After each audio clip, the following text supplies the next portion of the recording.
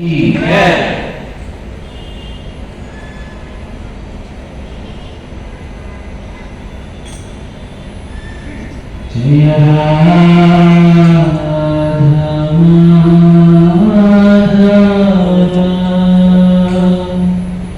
कुंज बिहारी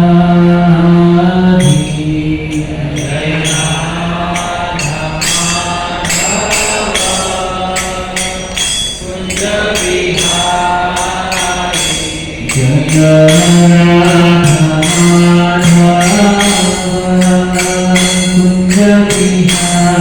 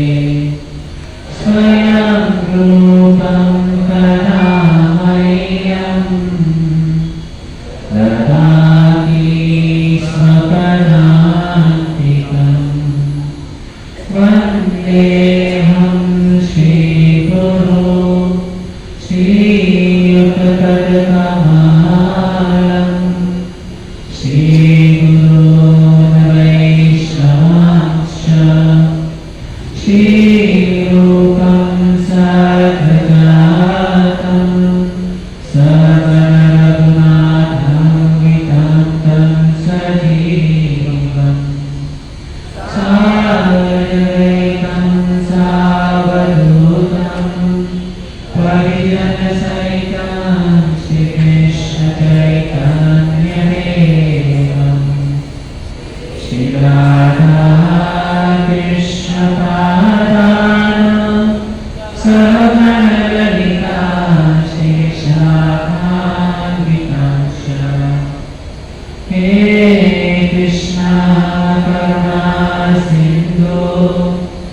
दीनबन्धो जगत्पते पेशगोपिकान्त राधाकान्त नमोऽस्तुते तप्तकाञ्चन गौराङ्गी राधे वृन्दावनेश्वरी विशभानुसुते प्रणमामि हरिप्रिये वाञ्छाकल्पतरुभ्यश्च कृपासिन्धुभ्य एव च पतितानां पावनेभ्यो वैष्णवेभ्यो नमो नमः। जय श्री कृष्ण चैतन्य प्रभु नित्यानंद श्री अद्वैत गदाधर श्रीवासादि गौर भक्तवृंद। हरे कृष्णा कृष्णा कृष्णा हरे हरे हरे राम राम राम हरे हरे। हरे कृष्णा कृष्णा कृष्णा हरे हरे हरे राम राम राम हरे हरे। हरे कृष्णा कृष्णा कृष्णा हरे हरे हरे राम राम राम हरे हरे।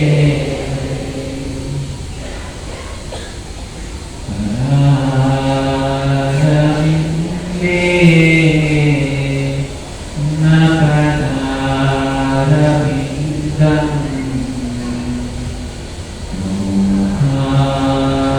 मुखारविन्दे विनिवेशयन्तम् वातस्य भद्रस्य उपේशयानम्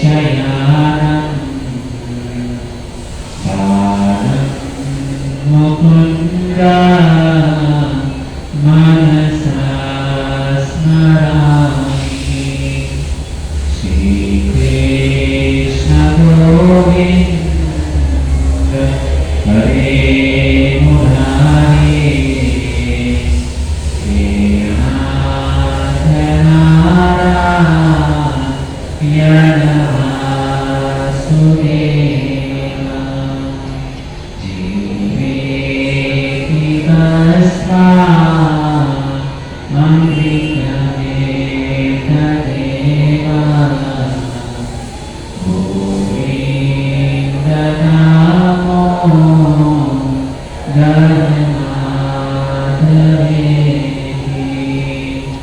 गोविन्द नामो जगन्नाथवेति।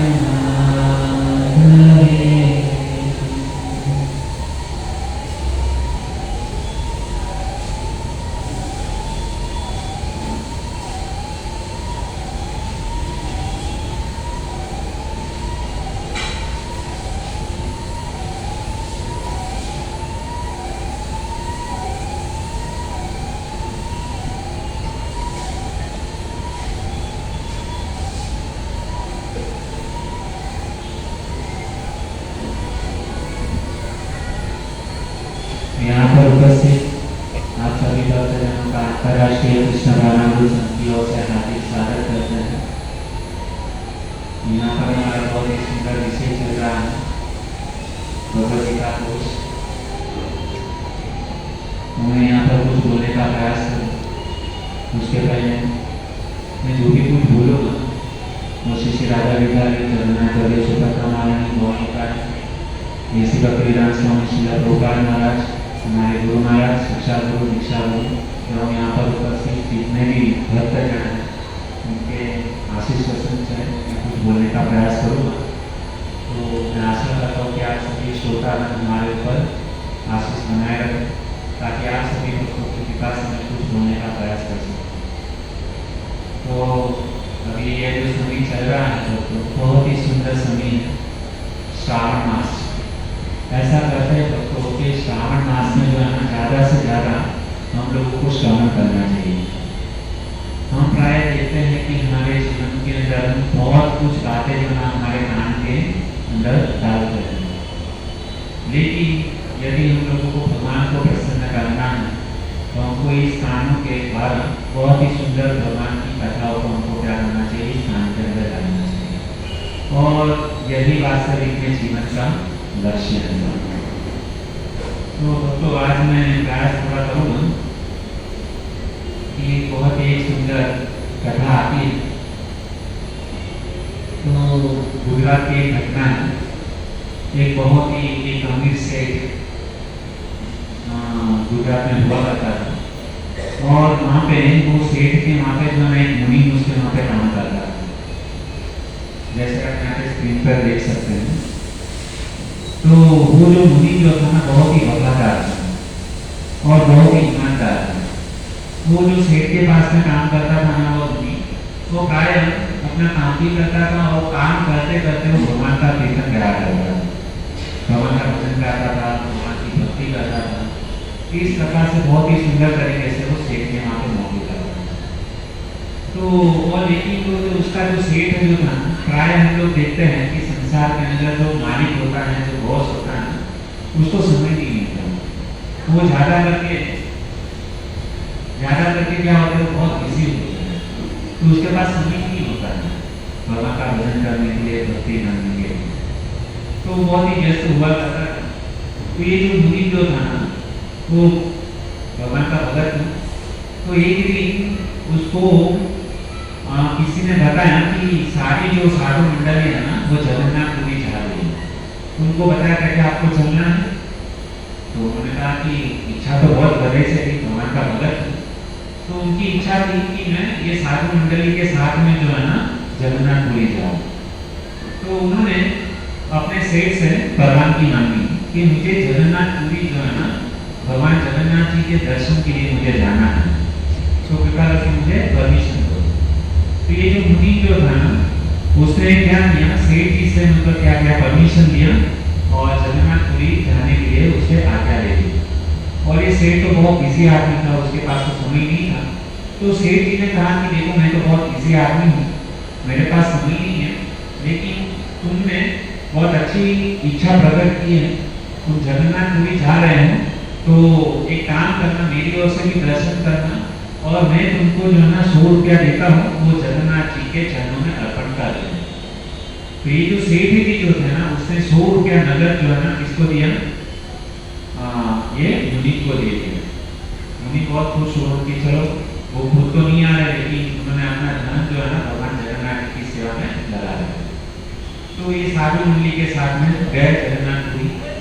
और उस समय जो है ना आजकल तो हम जगन्नाथपुरी जाते हैं तो फ्लाइट के द्वारा जा सकते हैं, ट्रेन के द्वारा जा सकते हैं, लेकिन उस समय जो है ना सुविधा नहीं थी। तो ये सब लोग जो है ना चलकर जा रहे थे और बहुत लंबा सफर, गुजरात से जगन्नाथपुरी काफी डिस्टेंस लगता है। तो ये लोग साधु मंडली के साथ में मतलब चल के पानी के बीच में कुछ विश्राम करते हुए वो जगन्नाथपुरी यहाँ पर पहुंच गए। तो वहाँ पे देखते हैं कि जगन्नाथपुरी में जैसे ही मतलब वो पहुंचे तो वहाँ पर जगन्नाथपुरी में बहुत ही मतलब साधु मंडली, बाद में कुछ गरीब लोग, बहुत सारे लोग वहाँ पर क्या थे, जगन्नाथ जी का कीर्तन करते करते जगन्नाथ जी के दर्शन के लिए जा रहे हैं। अभी हुआ क्या कि करीबन मतलब 1 घंटा बीत गया, 1.5 घंटा बीत गया। ये साधु संत महात्मा जो है ना जय जगन्नाथ जय जगन्नाथ जय जगन्नाथ ऐसा कीर्तन करते करते क्या कर रहे हैं, जगन्नाथ जी के दर्शन की ओर जा रहे हैं। लेकिन मुनि ने देखा कि 1-1.5 घंटे से ये साधु संत महात्मा कीर्तन कर रहे हैं और वो कीर्तन करते करते वो साधु संत महात्मा जो है ना उनके होठ जलना शुरू हो गए। उनको बहुत प्यास लगी थी, भूख भी बहुत जोरों से लगी थी। तो ये जो मुनि जो था ना, उसको ये साधु संत महात्मा को देख करके दया आई। उसने सोचा कि 1-1.5 घंटे से ये बेचारे क्या कर रहे, भगवान का कीर्तन कर रहे, कीर्तन करते करते थक गए हैं, उनको प्यास लगी है, लेकिन उसको खाना देने वाला, पानी पिलाने वाला कोई नहीं। तो ये मुनि ने सोचा कि मुझे मेरे सेठ ने जो है ना मुझे 100 रुपया दिया। तो उसने क्या किया कि वो जो उनके पास में जो 100 रुपया जो था ना, उसने वो साधु संत महात्मा की सेवा के लिए इस्तेमाल किया। उसने क्या किया, साधु संत महात्मा जितने भी वो कीर्तन कर रहे हैं, सबके लिए उन्होंने प्रसाद की व्यवस्था की और पानी की व्यवस्था की। तो बहुत ही सुंदर तरीके से साधु संत महात्मा ने अच्छी तरीके से क्या किया, प्रसाद ग्रहण किया, पानी ग्रहण कर किया। तो वो उनकी जो दशमी जो उनके पास में थी ना, उसके सेठ ने 100 रुपया दिया था, तो उसमें से 98 रुपये जो है ना वो खर्च हो गए। और सेठ ने बोला था कि 100 रुपया तुम जगन्नाथ जी के चरणों में अर्पण कर देते। तो हुआ क्या भक्तों कि उस मुनि के पास में केवल 2 रुपया बचा, क्योंकि सारा पैसा जो है ना उसने क्या किया, साधु संतों की सेवा में इस्तेमाल किया। अभी हुआ क्या भक्तों कि यह जो मुनि जो था वो जगन्नाथ जी के सीधा से वो जगन्नाथ जी के मंदिर में प्रवेश कर गया और जगन्नाथ जी के सामने खड़ा है, तो हाथ जोड़ कर और जगन्नाथ जी से बहुत ही मतलब जैसे ही उसने मतलब जगन्नाथ जी का दर्शन किया ना, उसकी आंखों से पानी दर्शन करके, जगन्नाथ जी का दर्शन करके इतना भाव विभोर हो गया, इतना भाव विभोर हो गया कि जगन्नाथ जी के सामने रो गया। और बाद में जगन्नाथ जी का दर्शन करते वापस लौटने का कभी समय हुआ, तभी उसको याद आया कि सेठ जी ने मुझे 100 रुपया दिया था, लेकिन उसमें से 98 रुपये जो है ना मेरे खर्च हो गए, केवल मुझे जगन्नाथ जी के चरणों में अर्पण करने के लिए मेरे पास केवल 2 रुपया बचे। तो उन्होंने क्या किया, वो अपनी जेब से 2 रुपया निकाला और जगन्नाथ जी के चरणों में अर्पण कर। अभी भक्तों कहानी में थोड़ा जो है ट्विस्ट था। अभी यहाँ से कहानी जो है ना थोड़ा एक अलग मोड़ ले लेती। अभी क्या हुआ भक्तों कि जैसे ही ये मुनि ने जगन्नाथ जी के चरणों में 2 रुपया अर्पण किया ना, तो जगन्नाथ जी साक्षात अखिल ब्रह्मांड के जो जगत के नाथ है ना, वह जगत के नाथ जो है ना, वो गुजरात में वहां पे जो सेठ बैठा है ना, उसके स्वप्न में आया और उसके स्वप्न में आ करके जगन्नाथ जी खुद उसको बता रहे हैं कि सेठ जी आपका बहुत बहुत धन्यवाद, और आपने जो मुझे पैसा दिया था ना, उसमें से मुझे 98 रुपये जो है ना वो मुझे मिल गए। तो ये सेठ को इतना स्वप्न दिया, उनके साथ में इतनी बातें की, और जगन्नाथ जी जो है ना वो अंतर्ध्यान। ये सेठ को मतलब एकदम खुश हो गया कि जगन्नाथ जी साक्षात मेरे स्वप्न में आए और स्वप्न में आके मुझे बता रहे कि मुझे 98 रुपये जो है ना वो क्या हो गए, उसको प्राप्त हो गए। तो सेठ जी तो बहुत खुश हो गए कि मेरा मुनि ने मेरे लिए बहुत अच्छी तरीके से प्रार्थना। लेकिन ये जो सेठ जी जो था ना, उसके मन के अंदर एक संशय हो कि मैंने मेरे मुनि को 100 रुपया दिया और उसमें से 2 रुपया जो है ना वो जगन्नाथ जी को मिल गया, 98 रुपये मिल गए, लेकिन 2 रुपया मिला। तो सेठ जो था ना वो सोचने लगा कि ये 2 रुपये इसको हो सकता है कि उसको बीच में भूख लगी हो और उसको कुछ जरूरत हो, तो उसने मतलब उसमें खर्च कर दिए होंगे, ऐसा वो सोचने लगा। अभी हुआ क्या कि 1-1.5 महीने के बाद वापस वो मुनि जो है ना जगन्नाथपुरी से वापस गुजरात में लौटता है सेठ के पास। अभी क्या होता है दोस्तों कि ये जो सेठ के पास में जब ये मुनि पहुंचता है ना, तो सेठ जी उसको पूछते हैं, क्या पूछते हैं कि तुम्हें 98 रुपये जो है ना वो तुमने मतलब जगन्नाथ जी को 98 रुपये क्यों चढ़ाए, 98 रुपये जगन्नाथ जी को प्राप्त हो गए। तो उसने कहा कि हाँ 98 रुपये मैंने मतलब सेठ उसने कहा कि हाँ 98 रुपये मैंने जगन्नाथ जी को चढ़ा दिए करके। पहले तो बोला कि मैंने सारा पैसा जो ना जगन्नाथ जी को चढ़ा दिया। बाद में सेठ जी ने पूछने लगे कि मुझे तो ऐसा पता चला कि 100 रुपया में 98 रुपये जगन्नाथ जी को मिले हैं करके, बाकी के 2 रुपये का तुमने क्या किया?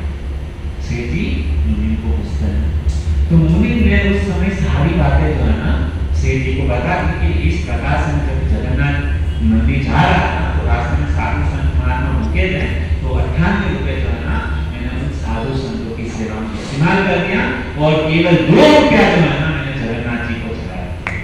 और 98 रुपये मैंने कहाँ पर चढ़ाए?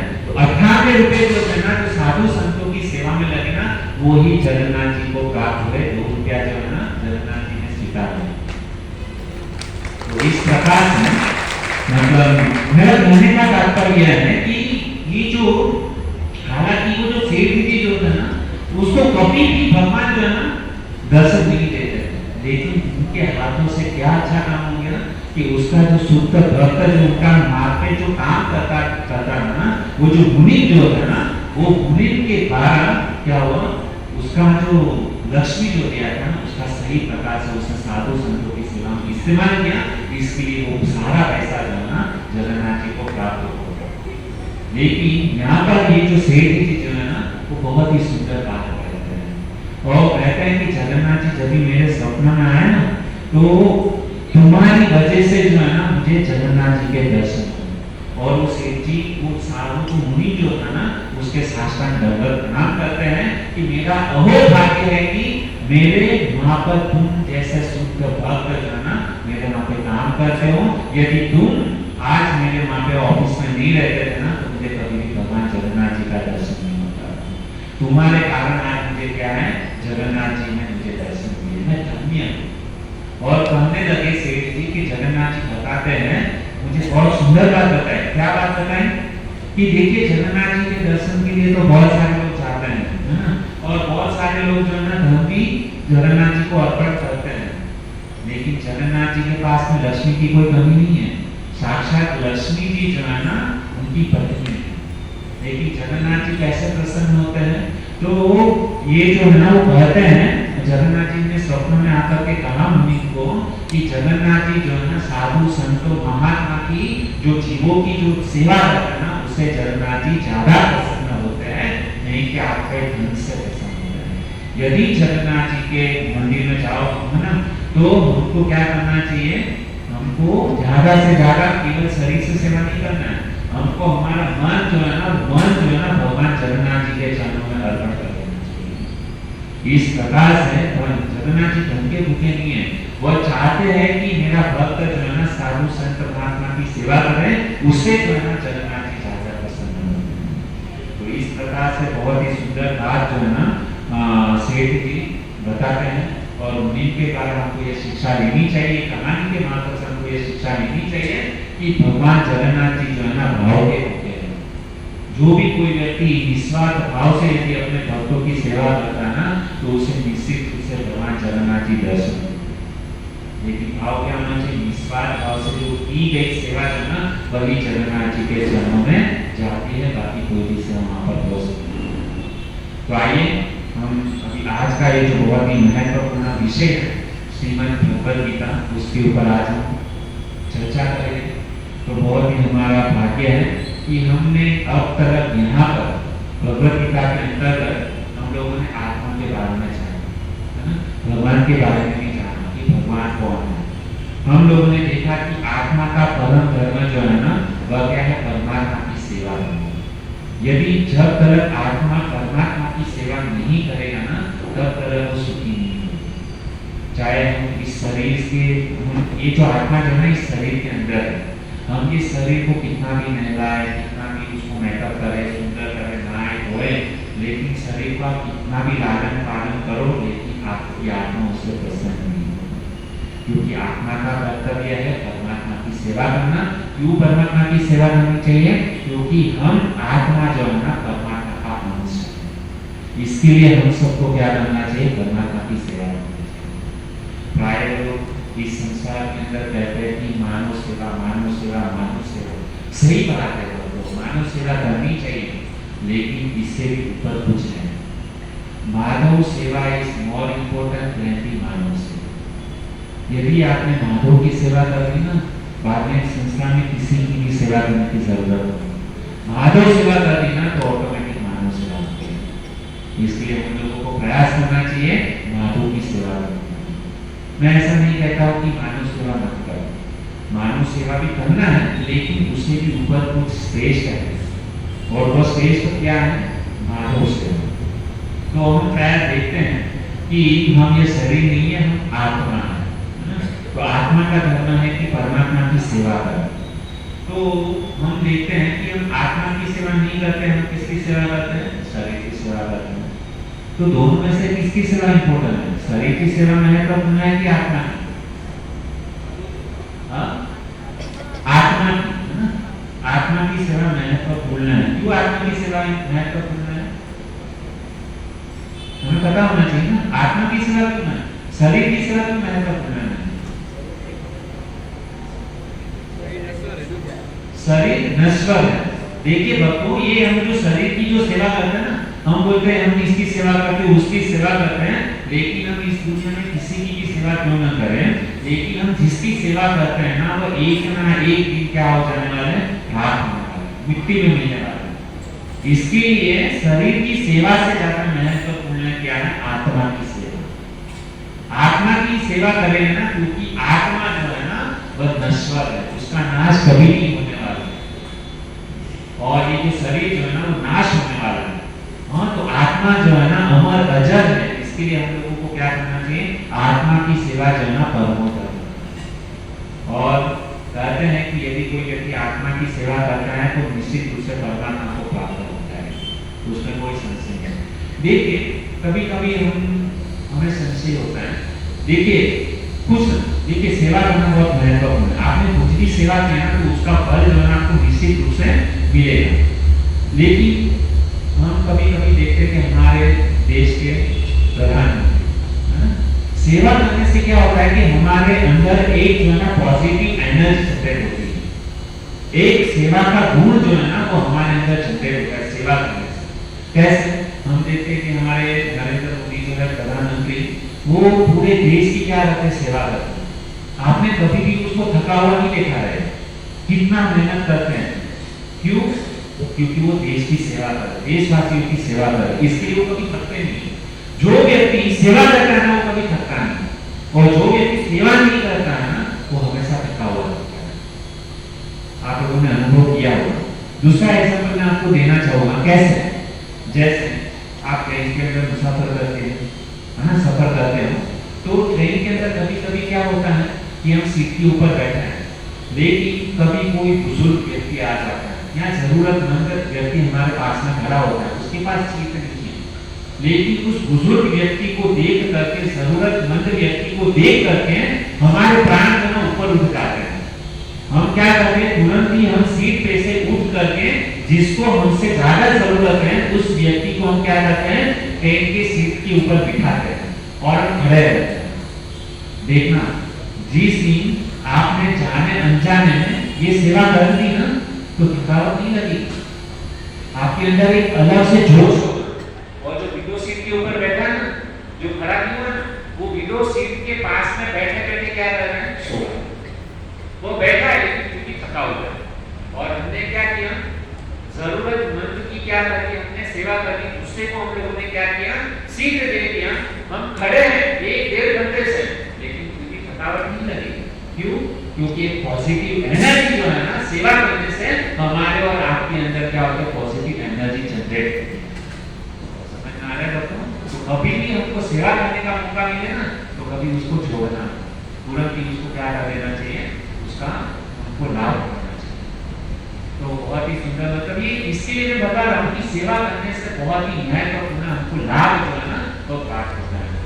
और हम लोगों ने खास करके देखा कि अभी बहुत ही सुंदर यहाँ पे जैसा सत्संग प्रोग्राम के दौरान भागवत कथा का आयोजन हुआ। ये सब तो ठीक है, हम लोग ने देखा नहीं देखा है, लेकिन लाइव प्रैक्टिकल हमने हमारी आंखों से देखा कि 7 दिन भागवत कथा का आयोजन हुआ। तो हमारी सब माताओं ने मिल करके वहाँ पे जो है ना 7 दिन तक क्या है उन्होंने प्रसाद कराने की सेवा की, है ना। तो देखिए मैं अभी इतना ही कहना चाहता हूँ कि 7 दिन तक वो लोग ने मतलब सेवा की, तो 7 दिन तक उसके अंदर एक अलग एक पावर जो है ना, एक शक्ति जो है ना, एक ऊर्जा जो है ना उनके अंदर उत्पन्न हो रही है। वो थकावट नहीं लग रही थी।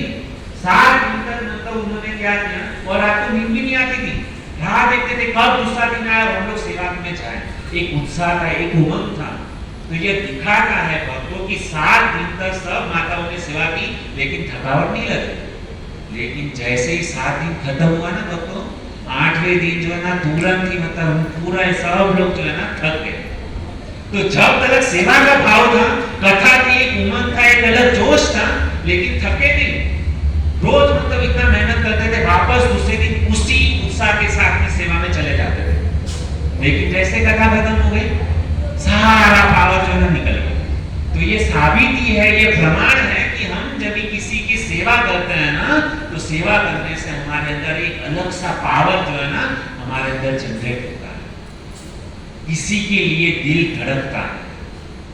यदि किसी के लिए दिल धड़कता नहीं है ना, तो इस शरीर का कुछ मतलब नहीं है। धड़कना चाहिए दिल, किसके लिए?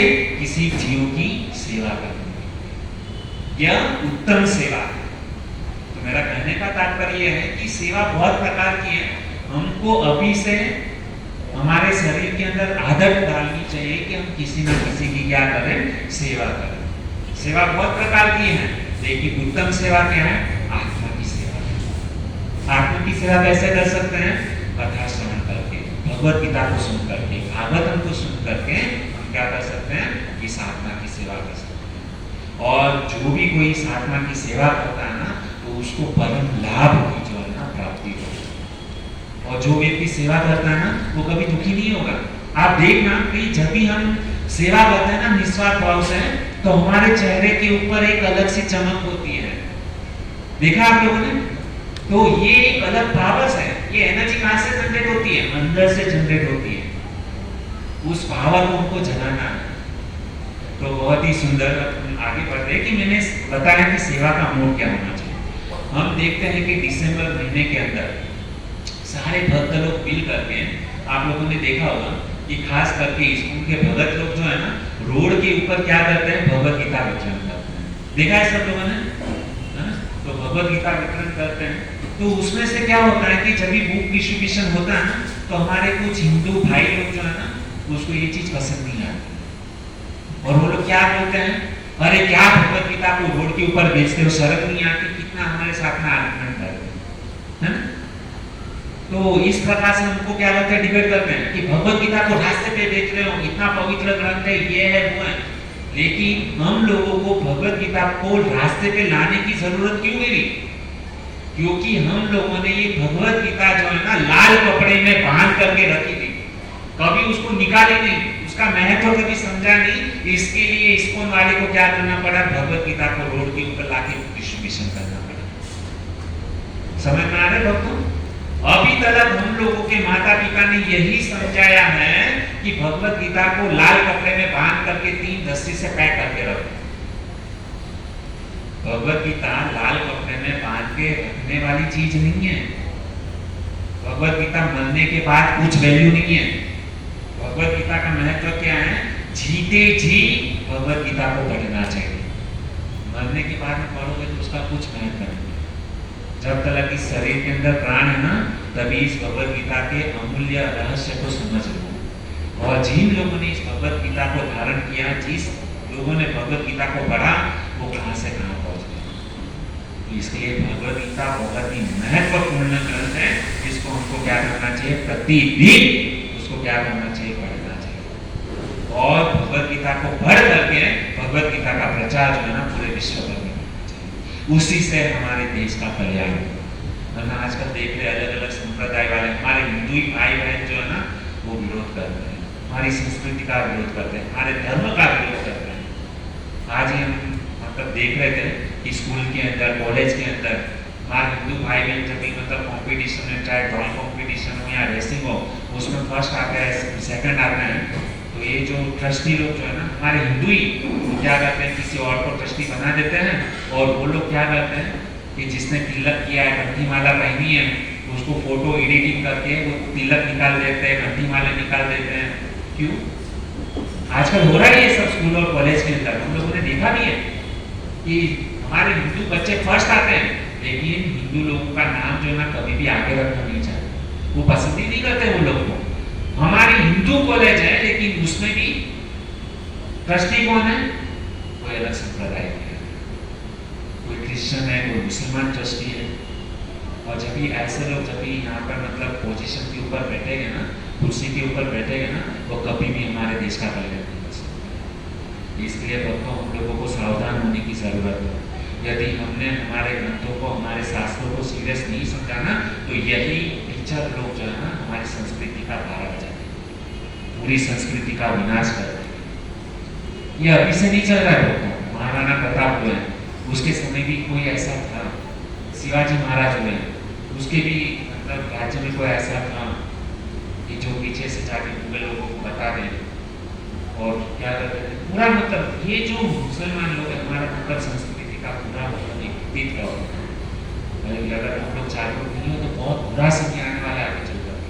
और आज हम ऐसे सत्संग कार्यक्रम में हमारे बच्चे को लाने से रोकते हैं। हम लोग सोचते हैं कि भाई ये थोड़ी मंदिर जाएगा तो भगत बन जाएगा, चोटी रखेगा, ऐसा करना पड़ेगा, गर्भावस्था धारण करना पड़ेगा। क्या गलत क्या कर रहे हैं हम? यदि हम हमारे बच्चे को हमारी संस्कृति नहीं सिखाएंगे, भगवद गीता नहीं सिखाएंगे, शास्त्र का ज्ञान नहीं देंगे ना, तो बड़ा समाज जो है ना हमारे बच्चे लोगों को खा जाएगा। आजकल हम देखते हैं कि हमारे गुजरात में कोई गुजराती व्यक्ति जो ना कभी नॉनवेज के सामने देखता नहीं था, लेकिन आज हम देखते हैं कि गुजरात में कोई अंडा नहीं खाता था, मांस मच्छी मटन नहीं खाता था, लेकिन आज हमारे गुजराती भाई लोग क्या कर रहे हैं, सबसे ज़्यादा पार्टी जो ना वो लोग करते हैं, चिकन पार्टी, अंडा पार्टी, और वहाँ पे जगह जगह पर ऐसे स्टॉल खुले हुए हैं। क्या मतलब कर रहे हैं हम? हमारे मतलब बच्चे को बिगाड़ते हैं। हमको देख करके हमारे बच्चे भी वही सीखे, तो हमको जागृत होने की बहुत ज़रूरत है। तो गीता के माध्यम से हम सभी लोगों को जागृत करना चाहते हैं कि हिंदू लोग जाओ, बहुत ज़रूरत है। समाज में कौन सी, देखो आप लोग टी शर्ट पहनो, जीन्स पहनो, कोई बात मतलब खराब बात नहीं, लेकिन हमको हमारी संस्कृति का ज्ञान होना चाहिए। हमारा लड़का, हमारा बच्चा कहाँ पर भी जाए ना तो छीना मतलब हार के वहाँ पे जाना चाहिए। उसको पता होना चाहिए कि भगवद गीता क्या है, किसने किसको भगवद गीता सुनी, क्यों सुना, कितने श्लोक हैं। ये हमको बहुत ही ज़रूरी है ये सब जानना। तो अभी मैं बात को आगे बढ़ाता हूँ कि ये जो भगवद गीता के सबसे मोटिवेशनल स्पीकर यदि कोई है ना, वो कौन है? भगवान श्री कृष्ण। भगवान श्री कृष्ण सबसे ज़्यादा मोटिवेशनल स्पीकर है। उसके जैसा स्पीकर आज तक ना भूतो न भविष्य कोई नहीं हुआ है। ये भगवद गीता साक्षात भगवान श्री कृष्ण ने अपने मुख से अर्जुन को सुनाई। एक बार की घटना है भक्तों कि प्रभुपाद महाराज जो हमारे इस्कॉन के संस्थापक आचार्य हैं, एसी भक्ति वेदांत स्वामी श्रील प्रभुपाद, तो प्रभुपाद महाराज को किसी व्यक्ति ने पूछा कि आप ये भगवद गीता को लेकर घूमते हो, इससे क्या फायदा होगा? आप रास्ते पर मतलब घूमते हो, भगवद क्या फायदा है इससे? और पूछा कि आपने अपनी संस्था का नाम, इस्कॉन का नाम जो है ना, अंतरराष्ट्रीय कृष्ण भावनामृत संघ क्यों रखा?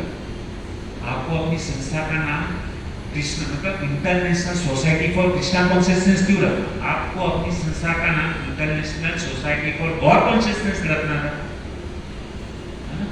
तो तभी, लेकिन प्रभुपाद महाराज जो है ना, उसके माइंड के अंदर क्लैरिटी है, उसको पता है कि कृष्णा ही हिमसेल्फ, कृष्ण ही भगवान है और भगवान ही कृष्ण है।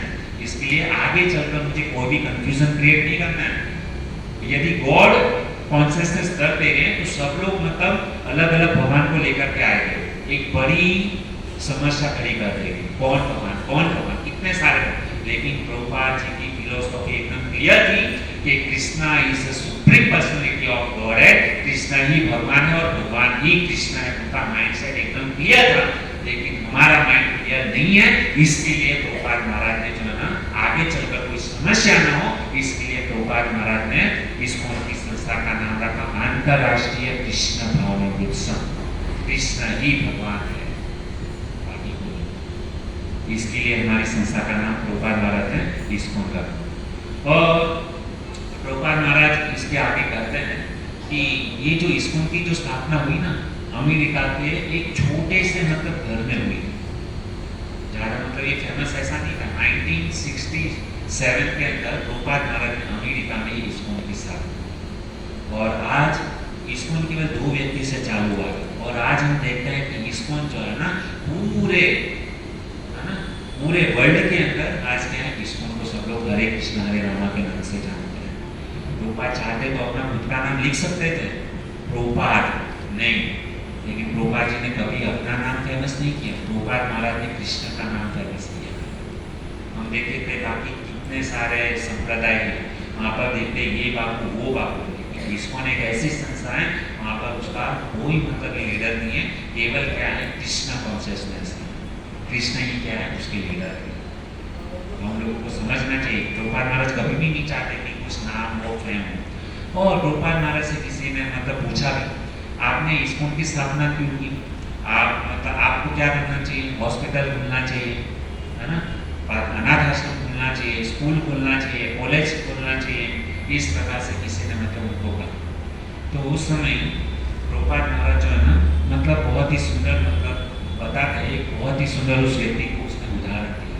क्या उदाहरण दिया, मंदिर इस्कॉन की स्थापना करने की क्यों जरूरत है, मंदिर बना, आप हॉस्पिटल बना, हॉस्पिटल में काफ़ी सारे दर्दी लोग आएंगे, उसका कल्याण होगा, अन्न क्षेत्र खोलो है ना, और उसके बाद में कहा कि आप स्कूल चालू करो, मंदिर क्यों बना रहे हो, क्या ज़रूरत है मंदिर मतलब बनाने।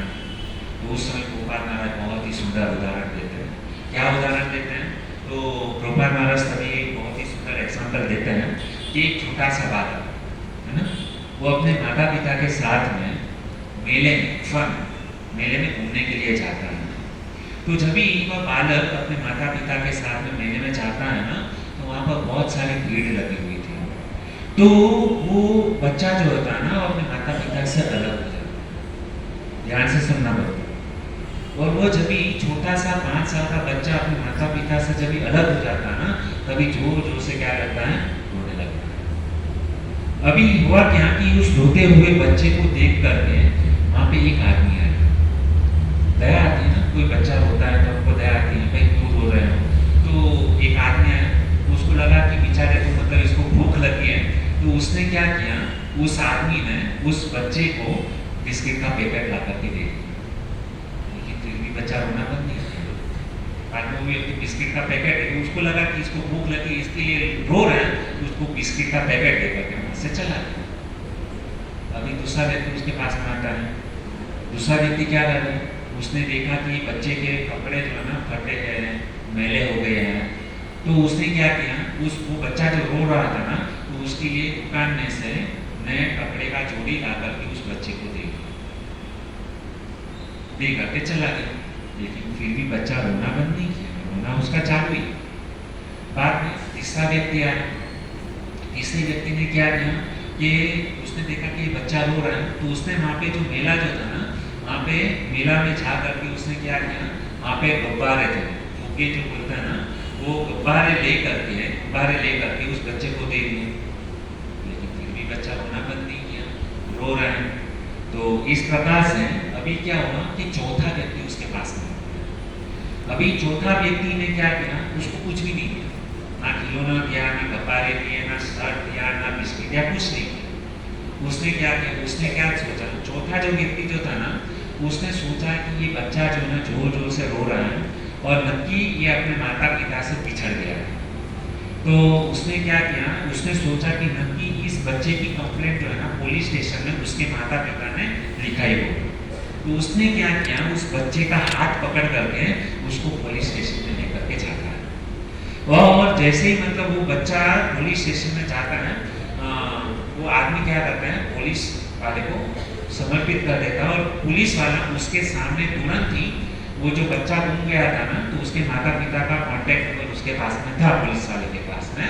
और पुलिस वाले ने क्या किया, उस बच्चे के माता पिता को फोन किया और तुरंत ही उसके माता पिता आ गए और वो बच्चे को जो है ना उसके माता पिता के हवाले कर दिया। अभी मेरा आपको एक प्रश्न है, ये बच्चे जो है ना, तो बच्चे के पास में 4 आदमी गए, सब लोगों ने अपनी अपनी तरीके से सेवा की। किसी ने मतलब क्या किया, बिस्किट का पैकेट दिया, किसी ने कपड़े दिए, किसी ने गुब्बारे दिए, है ना। और लास्ट में क्या किया, एक जन ने कुछ भी नहीं किया, उसने क्या किया, चौथे व्यक्ति ने सीधा उसको पुलिस स्टेशन में रख दिया। तो ये 4 आदमी लोग थे, उसमें से सबसे अच्छी सेवा किसने की बच्चे की? हाँ, पहला, दूसरा, तीसरा, चौथा व्यक्ति ने ना। क्यों? चौथे व्यक्ति ने ऐसा क्या दान किया? उसने तो ना कुछ खिलौने दिया, जेब से 1 रुपया भी खर्च नहीं किया, बाकी लोगों ने तो अपना धन लगाया था, है ना, संपत्ति लगाई थी, बिस्किट का पैकेट लेने के लिए पैसा खर्च करना पड़ा, एक जन ने तो कपड़े, नए कपड़े ला करके दिए। हालांकि ये चौथे व्यक्ति से ये 3 जन ने तो बहुत सारे पैसा खर्च किया, लेकिन फिर भी चौथा जो इंसान जो है ना, उसकी सेवा टॉप मोस्ट है, सबसे ज्यादा महत्वपूर्ण है। क्यों ऐसा? हाँ, उसने क्या किया चौथे व्यक्ति ने कि उसके माता पिता को जो है ना, उसके वो रो रहा था। क्यों? क्योंकि वो अपने माता पिता से बिछड़ गया। तो वास्तविक में उसने क्या किया? उसके माता पिता को ढूंढ करके उसके हाथ में समर्पित कर दिया। इसके लिए जो चौथा इंसान की जो सेवा जो है ना, वह क्या है? टॉप मोस्ट है, सबसे सर्वश्रेष्ठ। तो मेरा कहने का तात्पर्य है कि हमने यहाँ पर ये जो भगवद गीता जो सेमिनार रखा ना, भगवद गीता दोस्त रखा ना, उस बच्चे की तरह जो ना हम भी जो ना भूले भटके हुए। आप कहेंगे नहीं नहीं प्रभु जी, हम तो भूले भटके नहीं है, हमको तो बराबर से पता है कि हमको यहाँ से प्रवचन खत्म होने के बाद में हमारे घर पे ही जाना है, हमको और किधर तो नहीं जाना है, हमको सब कुछ पता है, हमारा बुद्धि ठिकाने पर है, हम कैसे भूले भटके हुए? मन में प्रश्न होता है ना। और आप तो बोल रहे कि हम यहाँ पर भूले भटके हैं। जो व्यक्ति भगवद गीता का कोर्स करता है ना, उसको समझ में आ जाता है कि वास्तविक में हम यहाँ पर जो है ना भूले भटक गए हैं। कैसे भटक गए? क्योंकि हमको अभी का इस जीवन का खाली मतलब पता है, लेकिन जैसे ही आत्मा इस शरीर से निकल जाएगी, आप में से कोई भी बता सकता है कि हम कहाँ पर जाने वाले हैं? फॉर एग्जाम्पल, आपका उम्र फॉर एग्जाम्पल 40 साल है ना, 40 साल पहले चले गए। बच्चा माँ के घर में 9 महीना होता है ना, 9 महीना 40 साल में ऐड कर, तो आपको पूछा जाए 40 साल 9 महीना पहले आप किधर थे? कौन बता पाए? है किसी को जानकारी? समझ में आ रहा है मैं क्या बताना चाह रहा हूँ? 40 साल 9 महीना पहले हम किधर थे, यहाँ पे किसी को भी पता नहीं है। और जब भी हम 70-80 साल के बाद में ये शरीर को छोड़ के चले जाएंगे, तो हमको कहाँ पर जाना है, कहाँ से आए थे, कहाँ पर जाना है, किसी को भी पता नहीं। तो हम भूले भटके हैं कि नहीं? मैं सही बोल रहा हूँ या गलत बोल रहा हूँ? है ना, हम भूले भटके हुए जीव हैं। तो ये भगवद गीता के माध्यम से हमको पता चलेगा कि हमने ये इतना सारा सेमिनार, इतना सारा मगजमारी हम क्यों कर रहे हैं? क्योंकि हमको वास्तविक में जैसे वो बच्चा भटक गया था, अपने माता पिता से अलग हो गया था, उसको वास्तविक अपने घर पे जाना था। तो ये भगवद गीता या कोर्स हमको ये सिखाएगा कि हम भूले भटके हुए हैं। ये कम से कम एटलीस्ट हमको पता तो चले कि हम भूले हैं, भटके हैं, तभी हम घर का एड्रेस ढूंढेंगे ना। लेकिन हमको पता ही नहीं है कि हम भूले हैं, भटके हैं, किधर हो गए हैं, हमको पता ही नहीं है। तो हमारे घर का एड्रेस कहाँ से ढूंढेंगे? हमारे पास जो घर का एड्रेस है केवल 70-80 साल के लिए ये घर का एड्रेस है। 70-80 साल के बाद हम कहाँ पर जाओगे, यह हम किसी को भी नहीं पता है। तो इसके लिए भगवद गीता कोर्स हमको सिखाएगा कि मरने के बाद में हमको वास्तविक में हमारा ओरिजिनल घर है, उस घर में वापस जाना है। एक ज्ञान भगवद गीता के माध्यम से हमको पता चलेगा। तो हमको वापस हमारा ओरिजिनल घर पे जाना है कि नहीं जाना? कि यहाँ पे जन्म मृत्यु है ना, यहाँ पे आओ मतलब जन्म लो, मरण लो, वापस मतलब गधे की तरह काम करो, आहार निद्रा भय में, बस यही करना है कि वास्तविक में हमारे घर पे जाना है? जैसा हम है ना क्या करते हैं, रोज सुबह को उठते हैं, नहाते धोते हैं और ऑफिस जाने के लिए निकल जाते हैं, है ना। सुबह 8 बजे निकल गए, रात को आए 10 बजे घर पे, क्या किया? खाया पिया, सोया और सो गए। क्या यही जीवन का लक्ष्य है? ये तो भाई कुत्ते गधे बिल्ली भी करते हैं ये कार्य, आहार निद्रा भय में तुम सब करते हैं, लेकिन हमको भगवान ने यहाँ पे क्यों भेजा है? हमको भगवान ने भेजा दिया, लेकिन भेजे के अंदर भेजा नहीं दिया। समझ में आ रहा है? तो ये भेजा जो है ना हमको ये भगवद गीता के माध्यम से हमको यहाँ पे प्राप्त होने लगा। देखिए हम यहाँ पर एकदम सीक्वेंस है, एकदम सीधी, ये हम जो भी कुछ बोल रहे हैं ना, एटलीस्ट हमारे और आपके बीच में फर्क क्या रहता है? हमको पता है कि मुझे पता है कि मैं भटका हुआ हूँ, और यहाँ पे बहुत सारे ऐसे लोग हैं जिसको पता नहीं है कि मैं भटका हुआ हूँ। फर्क इतना ही है। इसके लिए ये सब रामायण में यहाँ पर कर रहा हूँ, नहीं करता, क्योंकि मुझे पता है कि मैं भटक गया और मुझे वास्तविक में ओरिजिनल घर पे जाना है। तो हम सबको प्रयास करना चाहिए, सबसे पहले ये एहसास हो कि मैं यहाँ पर घुमा हुआ हूँ, मैं खो गया हूँ, और मुझे वास्तविक मेरा ओरिजिनल घर जो है ना, कायम हमेशा के लिए जो है ना, वो ओरिजिनल घर पे मुझे वापस लाना है। इसके लिए हम लोगों को प्रयास करना है। बाकी हम संसार में प्रयास कितना करते हैं, पैसे कमाने के लिए कितना परिश्रम करते हैं। हम सबको पता है कि आदमी जब भी मरता है ना, एक कोड़ी भी जो है ना अपने साथ में लेकर के नहीं जाता।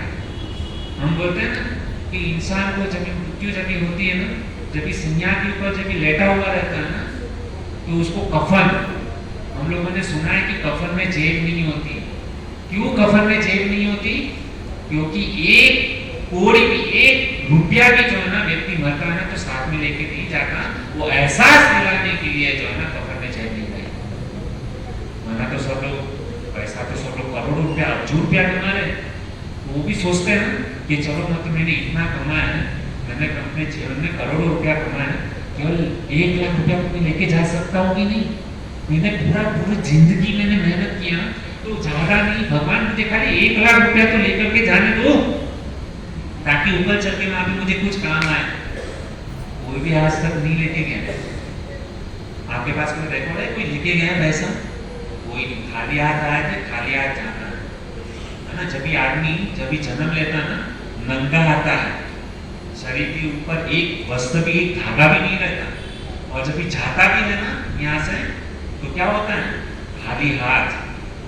और जब भी मतलब श्मशान में जब भी आदमी को जलाया जाता है ना, मृत देह को, तो उसमें जो कफन जो रहता है ना, कपड़ा भी निकाल दिया जाता है। ये अलग बात है कि हम मर्यादा के रूप में वो एक कपड़ा रखते हैं, और मतलब वो कपड़ा भी क्यों रखते हैं? मर्यादा की दृष्टि से। और जब भी कपड़ा होता है ना शरीर के ऊपर, तो बॉडी ठीक तरीके से जलती नहीं है। इसके लिए वहां पे श्मशान वाला जो बंदा जो रहता है ना, वो हमको बोलता है कि सारा का सारा कपड़ा निकाल दो, हमको सूचित करता है। ये हम सबके जीवन में होने वाला है। मृत्यु किसी को भी मतलब छोड़ने वाली नहीं है, लेकिन मृत्यु आए ना, उसके पहले हमको हमारी आत्मा को सजा लेना है। वो कैसे सजाएंगे? ये भगवत गीता रूपी जो ज्ञान जो है ना, उससे हम हमारी आत्मा को सजा सकते हैं, श्रृंगार कर सकते हैं। बाकी मरते तो बहुत लोग हैं, लेकिन बाकी जो जितने भी लोग मरते हैं ना, वो सब लोगों की तरह मरना नहीं है। हमको मरना है, लेकिन अमर होकर के मरना है। समझ में आ रहा है बात? मरते सब है, लेकिन हमको कैसे मरना है? अमर होकर के मरना है। कुछ भगत जन ही मरता है ना, अपनी एक निशानी जो है ना यहाँ पर छोड़ करके जाता है, और उसको देख करके जितने भी जीव जो है ना उसे शिक्षा प्राप्त करते हैं। मुझे जीना है तो इस मंदिर की तरह जीना है। ये जिंदगी मिली है, जीना सीखो। कुत्ते की बिल्ली की तरह मत जियो। अगर कुत्ते गधा बिल्ली की तरह जियोगे ना, तो भगवान वापस ऐसा ही जन्म देगा। कुत्ते की तरह जीना ना, ले कुत्ता ही बनो, गधा ही बन। गधे की तरह काम किया ना पूरा जिंदगी, ले मैं तुझे दूसरा जन्म गधा ही बना। आजकल लोग समझते ही नहीं है, जो भी सो बनता पैसे पैसे पैसे, बस कुछ नहीं। मेहनत करो मेहनत करो मेहनत करो, क्या मेहनत करो? हमारे नसीब में जितना लिखा है ना, उतना मिलके ही रहने वाला। आप लोगों ने कभी सुना ऐसा कि फलाना फलाना भाई, फलाना फलाना व्यक्ति भूखे मर गया हो? कभी नहीं सुना हो, लेकिन हमको ये समझ ही नहीं है। फिर केवल खाना कितना है? 2 टाइम खाना है। मेहनत 24 घंटा करनी है। कितना मेहनत करते हैं? 2 टाइम का खाली खाना, लेकिन मेहनत पूरा जिंदगी निकल गई, अभी भी समझ में नहीं आया। 70-80 साल बीत गए, लेकिन अभी भी पैसा हाथ से छूटने नहीं आया। अरे भोजन तो आज किधर भी मिल जाएगा, लेकिन वास्तविक में भगवान ने हमको यहाँ पे मनुष्य जीवन दिया, क्या लक्ष्य होना चाहिए मनुष्य जीवन का, उसको समझना बहुत जरूरी। यहाँ पे व्यास मंच के ऊपर मेरी आप सभी से यही प्रार्थना है कि हमको भगवान ने जिस उद्देश्य से, जिस कार्य करने के लिए यहाँ पर भेजा ना, उस कार्य को और निकलो। तो मेरा कहने का तात्पर्य यह है कि परम सेवा क्या होती है ना। परम सेवा यही है कि आत्मा की क्या करें, वो सेवा करें। तो हमने यहाँ पे इतना सब कुछ बताया। देखिए हमारा अभी जो है ना दिमाग सही जगह पर है, इसलिए आप सबके सामने भगवद गीता के बारे में कुछ प्रवचन देगा, लेकिन यहाँ पे स्क्रू बराबर टाइट है। भगवान यदि यहाँ पे ये दिमाग में से थोड़ा सा स्क्रू यदि ढीला कर दे ना, तो मैं यहाँ पे भगवद गीता की जगह पे जो है ना कुछ अलग बोलना चाहूँगा। थोड़ा सा, ज़्यादा नहीं, थोड़ा सा स्क्रू ढीला कर देना तो मैं यहाँ पे गाली बकना चाहूँगा। लेकिन धन्यवाद है भगवान को कि हमारा स्क्रू एकदम टाइट करके रखा है। और ये टाइट करके इसके लिए रखा है क्योंकि मैं सही जगह पर बैठा। हमारे ऊपर हमारे गुरु महाराज की कृपा है, प्रभुपाद महाराज की कृपा है, इसके लिए स्क्रू जो ना बराबर फिरता है। यदि ये कृपा निकल गई ना, भक्तों की कृपा, गुरु महाराज की कृपा, राधा गिरधारी की कृपा यदि निकल गई ना, तो ये स्क्रू ढीला हो जाएगा। और जैसे मतलब जब स्क्रू ढीला होता है ना, तो आपने देखा होगा कि जो दारू पीता है ना, वो उसकी हालत कैसी होती है ना? कैसे भी नाचता है, कैसे भी कुछ भी खाना सुना पड़ता है, ऐसी हालत हमारी होती है। तो हम लोगों को मतलब क्या, हमारा जो स्क्रू जो है ना उसको ढीला होने नहीं देना, उसको टाइट ही रखना है। और उसको टाइट रखने के लिए आप लोगों को यहाँ पे आना पड़ेगा, वरना संसार में बाकी के रोड के ऊपर कितने सारे लोग भटक रहे हैं, ऐसी दशा हमारी हो जाएगी। धन्य है ऋषि भक्तिवेदांत स्वामी प्रभुपाद के कि जिन्होंने हमको इतनी सुंदर संस्था प्रदान की। आप लोगों को पता है कि पता, मुझे पता नहीं, प्रभुपाद के द्वारा इस्कॉन में एक अन्नामृत नाम की एक संस्था है। और ये जो अन्नामृत नाम की इस्कॉन के अंदर जो संस्था है ना, प्रतिदिन कम से कम 12 लाख बच्चे को जो है ना फ्री में खिचड़ी के साथ खिलाती है। बाद में अक्षय पात्र करके एक जगह है, वहां पे करीबन 14 लाख बच्चे को जो है ना प्रतिदिन खिचड़ी प्रसाद फ्री ऑफ कॉस्ट दिया जाता है। लेकिन कभी भी उसका बड़ा एडवर्टाइजमेंट कभी भी किधर देखा आपने? कभी भी नहीं देखा होगा। इसको बोलते हैं निस्वार्थ भाव। आजकल तो हम मतलब बोलते हैं ना 200-500 रुपया दे देते ना, हमारा नाम लिखो भाई, हमारा नाम आना चाहिए, मुझे फेमस होना चाहिए कि हाँ मैंने 500 रुपया दिया। अरे तू क्या देता है? यदि कुछ दान देते हो ना तो उसके पीछे नाम की आशा नहीं रखनी चाहिए, हमको किसी को दिखावा नहीं करना चाहिए। बस भगवान ने देख लिया काफी है। हम जो भी कुछ सेवा करते हैं, दान दक्षिणा देते हैं ना, वो भगवान के लिए देते हैं, किसी को दिखावे करने के लिए नहीं। आजकल लोगों को तो मतलब हार चाहिए, फेमस होना है, लोग मतलब मेरा फोटो खींचे, यूट्यूब में मेरा सब्सक्रिप्शन होना चाहिए, फेमस होना चाहिए, मेरी वाह करें। भगवान ने तुमको करोड़ों रुपया दिया है और तुम खाली 5-10 हज़ार रुपया दे रहे हो और अपने मतलब अपने आप को बहुत ग्रेट समझते हो, कुछ मतलब नहीं। तो धन्य है इसी भक्तिवेदांत स्वामी प्रभुपाद महाराज हमारे कि जिन्होंने रोज प्रतिदिन, है ना, साल नहीं, महीना नहीं, हफ्ता नहीं, प्रत्येक दिन करीबन जो है ना टोटल 26 लाख बच्चे जो है ना फ्री में खिचड़ी के साथ खाते हैं। एक ऐसी एक संस्था है जो पूरे जगत को क्या है प्रसाद दिला रहा है। और इसका परिणाम क्या आ रहा है? उसके ऊपर वैज्ञानिक लोगों ने रिसर्च किया कि जब भी ये खिचड़ी खा करके जब भी उसका कॉन्सियसनेस देखा ना, तो बच्चों के अंदर एक अलग एक ऊर्जा, एक शक्ति उसके अंदर आ गई। उसके बच्चे के अंदर जिन लोगों को ये प्रतिदिन ये जो बच्चे लोग खिचड़ी खाते ना, भगवान का प्रसाद खाते ना, तो उसके अंदर उसके विचारों के अंदर परिवर्तन है। वो बच्चे कभी गाली नहीं बोलते, किसी की निंदा नहीं करते, एक पॉजिटिविटी। मैंने स्टार्टिंग में बोला कि जब भी हम सेवा करते हैं ना, तो हमारे अंदर एक पॉजिटिविटी एनर्जी जो है ना वो जनरेट होती है। हम लोग को सेवा के द्वारा हम लोग को क्या करना चाहिए? ये आगे बढ़ना चाहिए। तो हम ऐसी संस्था के अंतर्गत का हमारा परम सौभाग्य है। भगवद गीता के अंदर कहते हैं बहुनाम जन्मनाम अन्ते ज्ञानवानमा प्रपद्यन्ते वासुदेवं सर्वमिति संहारना सदुर्लभम। वो व्यक्ति बहुनाम जन्मनाम, करोड़ों व्यक्ति का जब जन्म होता है ना, करोड़ों जन्म के बाद में व्यक्ति को एहसास होता है। बहुनाम जन्मनाम अन्ते, अंत में उसको ज्ञान होता है। ज्ञानवानमा प्रपद्यन्ते वासुदेवं सर्वमिति। वासुदेव कृष्ण ही क्या है? भगवान है, सुप्रीम पर्सनालिटी है, गॉड है। वो व्यक्ति जब ये समझ जाता है ना, तो वो व्यक्ति भगवान के पास में जा सकता है। तो हमारा परम भाग्य है, करोड़ों करोड़ों जन्मों की पुण्य का जब उदय होता है ना, तभी हम ऐसी संस्था के अंदर प्रवेश कर सकते हैं। हम कुछ कम नहीं है, हमारे ऊपर इतनी मतलब हमारे माता पिता के पुण्य का जो है ना, वो हमारे आज हमारे जीवन में उदय हुआ, प्रकट हुआ है, जिसके कारण हम यहाँ पर बैठे हैं। सबको ये मौका नहीं मिलता। हमको लगता होगा कि हमको बहुत ईजी मिल गया है, लेकिन आपको पता नहीं, भगवान को पता है कि आपने अभी तक कितने जन्म ले लिए, कितना पुण्य कर्म किया, उसके बाद में भगवान ने आपको यहाँ पे भेजा हुआ भगवद गीता सुनने के लिए। अपने आप को कम समझ हो सकता है दिखने में कि हाँ हमारे आजू बाजू बैठे सामान्य, यहाँ पर जो भी बैठा ना कोई भी सामान्य व्यक्ति नहीं है। किसी का भी अपराध मत कर लेना, अरे ये भक्त तो ऐसा है, ये भक्त वैसा है, किसी भी कभी भी निंदा मत करना। यदि निंदा कर ली ना तो गए। यहाँ पे जितने भी लोग बैठे हैं ना, सब महात्मा, सब महात्मा है। हमको दिख रहा है सामान्य दिख रहे हैं, लेकिन यहाँ पे जितनी भी आत्मा बैठी है ना, वो भगवान की इच्छा के बगैर यहाँ पे कोई नहीं बैठा है। राधा गिरधारी की इच्छा है, इसके कारण आज हम यहाँ पर बैठे हैं। बहुत बहुत धन्यवाद आप सभी भक्त लोगों का।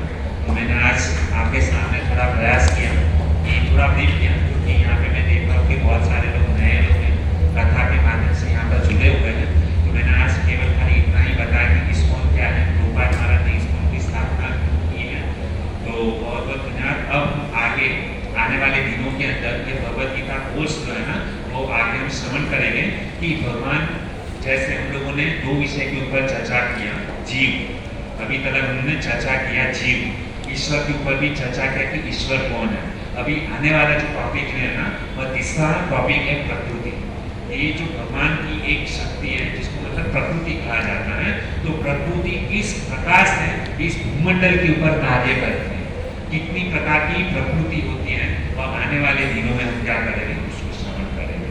ठीक है, बहुत बहुत धन्यवाद आप सभी भक्तों का कि इतना उत्साह के साथ में आप भक्त लोग यहाँ पर भगवद गीता को उसके अंदर बता रहे हैं। मैं आपका बहुत बहुत आभारी हूँ, और इस व्यास से मैं माफी भी मांगता हूँ यदि मेरे बोलने में यदि कुछ त्रुटि हो गई हो, तो आपका एक छोटा सा सेवक समझ करके हमारी गलती को क्षमा करें। हरे कृष्णा कृष्णा कृष्णा हरे हरे, हरे राम राम राम हरे हरे। तो बहुत बहुत धन्यवाद इस गिरीश जीवन कृष्ण प्रभु जी को। बहुत सुंदर प्रकार से हम सभी को बताया शुरुआत में कि कैसे एक सेठ होता है, वो जो अपने जो जगन्नाथपुरी जाता है यात्रा में, तो वो किस प्रकार से उनको 100 रुपये देते हैं, और वो भक्त जो कीर्तन करते हैं, जो उनको प्रसाद खिलाते हैं, 98 रुपये का प्रसाद खिला देते हैं, और 2 रुपया मंदिर के दान पेटी में डालते हैं। तो जगन्नाथ जी स्वप्न में आगे क्या बोलते हैं कि 98 रुपये मुझे मिल गए, 2 रुपये नहीं मिले।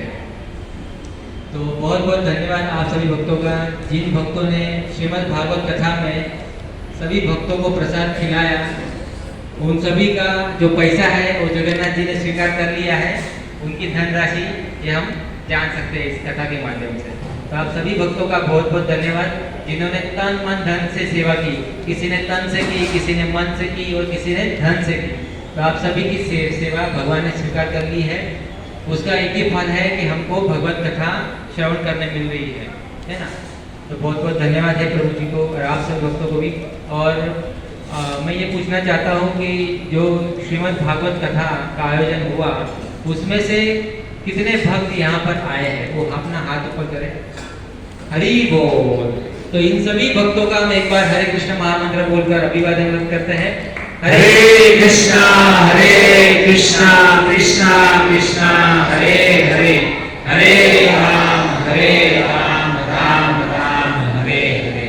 तो आप सभी भक्तों से निवेदन है कि आप इसी प्रकार आते रहिए, और अपने सगे संबंधी मित्र परिवार वाले को भी यहाँ पर लाइए, क्योंकि ये श्रीमद् भागवत कथा, ये भगवान के नाम रूप गुण लीला है। ये कोई साधारण वस्तु नहीं है, ये सौभाग्य से हमको मिलता है। किसी साधु वैष्णव की कृपा होती है ना, भगवान की कृपा होती है ना, तब ये सत्संग सुलभ होता है। जैसे कि शास्त्र में कहा गया है, बिन सत्संग विवेक न होवे, राम कृपा बिन सुलभ न सोई। बिन सत्संग विवेक न हो, सत्संग में जाए बगैर विवेक उत्पन्न नहीं होता, और जब तक भगवान की कृपा नहीं होती तब तक हमें ये सत्संग सुलभ नहीं होता। तो आप सबका बहुत बहुत धन्यवाद। इसी प्रकार आते रहिए। और मेरा एक हाथ जोड़ के निवेदन है कि कथा यहाँ पर प्रोग्राम कीर्तन 8 बजे शुरू हो जाता है, और प्रभु जी भी 7:15 बजे आ जाते हैं, तो 7:15 साढ़े 8 बजे प्रवचन शुरू हो जाता है। तो आप सबसे निवेदन है कि 8 बजे समय पर आ जाइए, तो ज़्यादा से ज़्यादा कीर्तन और कथा का लाभ ले सकते हैं। और आने वाले शुक्रवार को 25 तारीख को हमारे भक्त ने इस्कॉन में ही पिक्चर रिलीज की है, तो सभी भक्तों से निवेदन है कि ये पिक्चर हमें देखनी चाहिए, क्योंकि ये पिक्चर है नरसिम्हा, प्रहलाद महाराज नरसिम्हा की पिक्चर है। तो ये पिक्चर, ये मूवी हमें देखनी चाहिए थिएटर में जाकर, क्योंकि ये श्री नरसिंह भगवान की पिक्चर है ना, तो ये हमें देखनी चाहिए। तो आप सभी लोगों का बहुत बहुत धन्यवाद। इसी प्रकार आते रहिएगा और हमें सेवा का अवसर प्रदान करते रहिएगा। और आज का जो सुंदर महाप्रसाद है वो एक भक्त के द्वारा स्पॉन्सर किया हुआ है। तो आइए उस भक्त के पूरे परिवार को और उनको भी भगवान की भक्ति मिले, तो ऐसा आशीर्वाद प्रदान करते हुए एक बार हरे कृष्ण महामंत्र का उच्चारण करते हैं। हरे कृष्णा कृष्णा कृष्णा हरे हरे, हरे राम राम राम हरे हरे। और यहाँ पर हम काफ़ी सालों से इस काली माता मंदिर में सत्संग प्रोग्राम कर रहे हैं। तो यहाँ के जो ट्रस्टी हैं, यहाँ के जो सेवक हैं, जो ये काली माता मंदिर को चलाते हैं, मैनेजमेंट वाले, उनका भी बहुत बहुत धन्यवाद है कि हमको यहाँ पर सत्संग प्रोग्राम करने देते हैं। तो आइए इन सभी भक्तों के लिए भी हम एक बार हरे कृष्ण महामंत्र का उच्चारण करते हैं। हरे कृष्णा कृष्णा कृष्णा हरे हरे, हरे राम राम राम हरे हरे। और एक निवेदन आपसे करना चाहूँगा कि हम जो भी यहाँ पे भक्त लोग प्रसाद लेंगे, तो यहाँ पे